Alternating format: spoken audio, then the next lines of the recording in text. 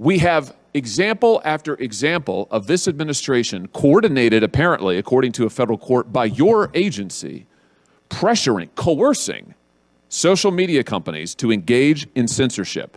Is that constitutional? That is unequivocally false. Is what the emails show. It is unequivocally false, Senator. You are not pressuring the big tech companies to take down accounts. You are not meeting with them to ask them to censor on your behalf. That is correct. We are not. Mr. Secretary, it has been established for years in this country, as you very well know because you're a lawyer, that the federal government may not use private third parties to engage in activities that are unconstitutional. That's exactly what you and this administration are doing. You are leveraging private companies to carry out censorship on your behalf. It's dystopian, but worse than that, it's unconstitutional. It's also false. That, my friends, is the face of a liar. That is, that the latest bombshell admission from Facebook CEO Mark Zuckerberg is to be believed. Zuckerberg has indeed confessed to a congressional committee that the Biden-Harris administration, including the feckless Homeland Security Secretary that you just heard there, have been deliberately censoring the American people. We're going to see precisely what Zuckerberg admitted. We're going to see what's really going on behind the scenes, and we're going to see precisely why it is all coming crashing down. Hey gang, it's me, Dr. Steve, your Patriot Professor, here to help you stay sane in these insane times. So make sure to smack that bell and subscribe button. And by the way, did you see the latest news on Biden? The House GOP is now accusing him of, quote, impeachable conduct. We've always known that, but finally it's getting out there. And this is where my sponsor, Ground News, comes in so handy. The Ground News app and website gathers news from 50,000 sources across the political spectrum so you can stay fully informed and see through all the media bias. Click on that link below or go to ground.news/Steve to check them out. So, for example, we could see there that there are over 180 articles in this story about Biden's impeachable conduct. Now, if we look at the coverage details and bias distribution, we can see that most of the coverage is from the center and about the same amount of coverage is coming from the left and the right. But then what's really cool here is you get to compare headlines to see what each side is saying or isn't saying. So you notice this headline from the right emphasizes how damning the report is, while this headline on the left downplays its importance. So it's pretty clear that the left doesn't want to bring more attention to this than they have to. And thanks to Ground News' blind spot feed, we won't miss out on stories covered by only one side during this news cycle. With a wild election looming, I could not recommend Ground News more. Just go to ground.news/Steve or scan the QR code on the screen. Use my link and you'll get 40% off the Vantage plan. That's what I have for unlimited access to all their features. When you support Ground News, you're also supporting the work we do here at Turley Talks to bring the most important news out there. Click on that link below or scan that QR code right now. It's being widely reported that Mark Zuckerberg has officially come clean in the role that Facebook has been playing in censoring public discussion. The House Judiciary Committee, chaired by Representative Jim Jordan, just released a signed letter sent to them by Zuckerberg. In it, he admits three things. First, the Biden-Harris administration did indeed pressure Facebook to censor Americans. Second, Facebook did indeed comply with those demands and censored Americans.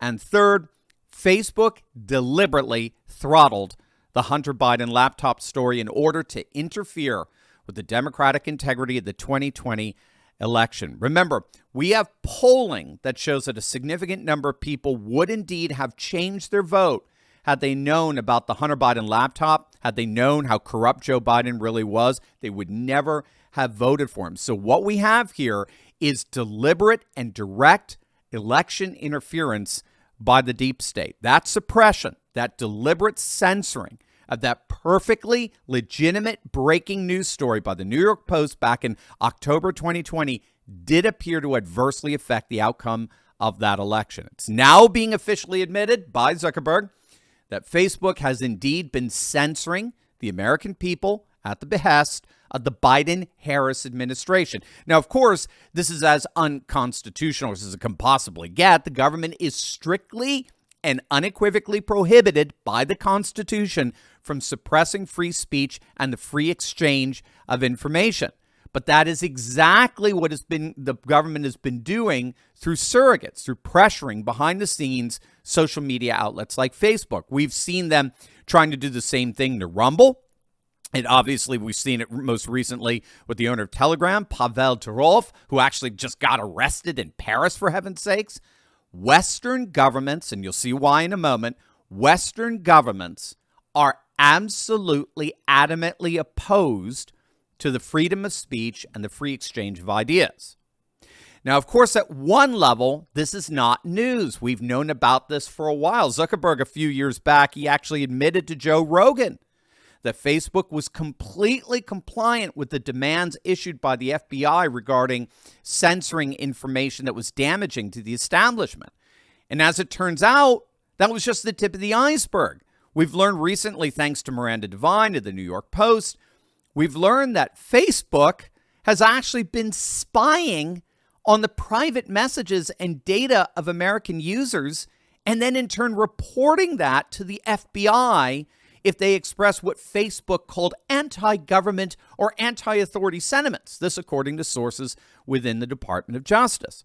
According to the New York Post bombshell report, under the FBI collaboration operation, somebody at Facebook red flagged these supposedly subversive private messages over the past 19 months and then transmitted them in redacted form, I kid you not, to the Domestic Terrorism Unit at FBI headquarters in Washington, D.C. Now, finally, it does look like the top is being blown off, this collusion between big tech and big government. But of course, it all begs the question as to why. Why is our government, and why are Western governments in general, why have they become so hostile to free speech of late? Well, gang, when all is said and done, it's because of this guy, and most particularly November 8th, 2016. Over the last few years, we have been learning more and more just how panicked permanent Washington really was on that night. Now, in fairness, we've got to remember that November 8th was actually the second political earthquake to stun our world's ruling elite.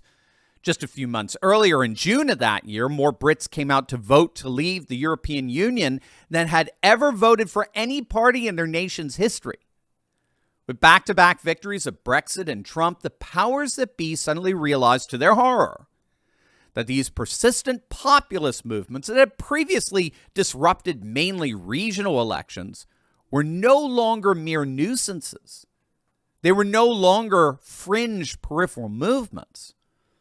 The rising populist tide had now partly dismantled the European Union and was, as of that November, in the process of dismantling liberal globalism itself. We now know, thanks to the Twitter files, that something happened inside D.C. that night on November 8th.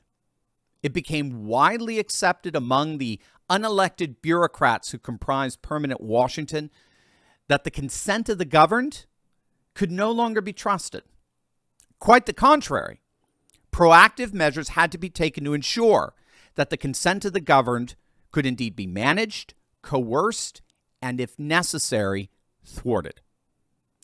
And that is precisely what we've been seeing over these last few years, not just in D.C., but in Brussels and throughout Western European governments as a whole. There is today a concerted and coordinated effort by our political class to deputize private corporations to do what politicians being restrained by constitutional requirements and the will of the voters simply could not politically pull off themselves. So this is why increasingly we've been seeing corporate boardrooms deliberately and dogmatically restrain the freedoms of citizens, particularly the freedom of speech and information, so as to maximize centralized control over the totality of political and economic life, so as to never allow something like a Trump or a Brexit ever to happen again. Make no mistake, these bureaucrats see the will of the people as an existential threat to their power and survival. And they will do anything,